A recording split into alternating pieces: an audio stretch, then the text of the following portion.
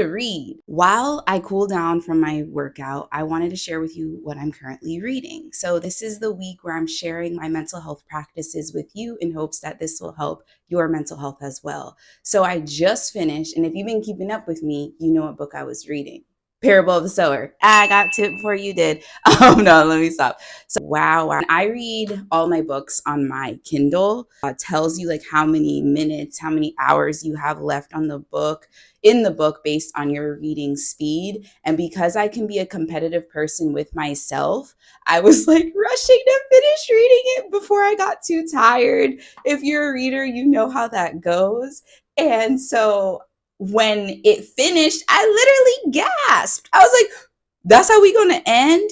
There is a second book, Parable of the Talents. Parable of the Sower. Have you read the second book? Because, sometimes the sequel is not as good as the first book. So let me know that. 5 out of 5 on Goodreads. If you're on Goodreads, go follow me over there. That's how I track my reading. When it comes to reading, I want to know how much I've actually been reading this year. And I actually hit my reading challenge a couple months ago. So I'm like way ahead of myself. I really enjoyed Lauren. I loved her as a character. I almost thought she was born in October, a Libra like me, but I think she's technically a Leo. But for moments, and didn't like her. Like, I was just like, it was kind of you're questioning your own morals, your own beliefs, your values. And I feel like that's what makes a good book, when you're not 100% with the main character. Like times when you're like, okay, Lauren, like, girl, what we doing? But she always held her own. And that was something I really liked. Like, she stayed consistent.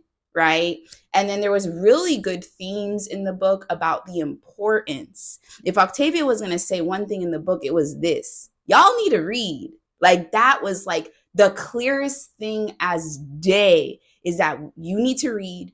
You need to make sure you got your books, like your hard copies. Sorry, Octavia, I read it on Kindle, but I'm going to make sure I get it paperback, hardcover, whatever type of way, because I was sharing this with my husband last night. This is going to be a book report book for my kids. Okay. Like, they're going to make a book report, even though by the time they read this, it's going to be in the past. Ain't that some shit? But it was a really good book for me. I liked it. Doesn't mean you'll like it. So I also want to put that out there, right? I mean, like a week to read, and considering y'all know I got a lot of things that I'm doing. So it literally took me 1 week, because last Wednesday was when I started reading it. So I think that's it. Ease of read was like 5 out of 5. We're using 5 stars for everything. Okay. Like, I was able to read it easily. And that's something else. My husband is an avid reader, and he mentioned something to me, like when I started getting into reading, like as an adult, he was like, there's like you'll find an author that you can like read it quick, because like they write in the way you can comprehend.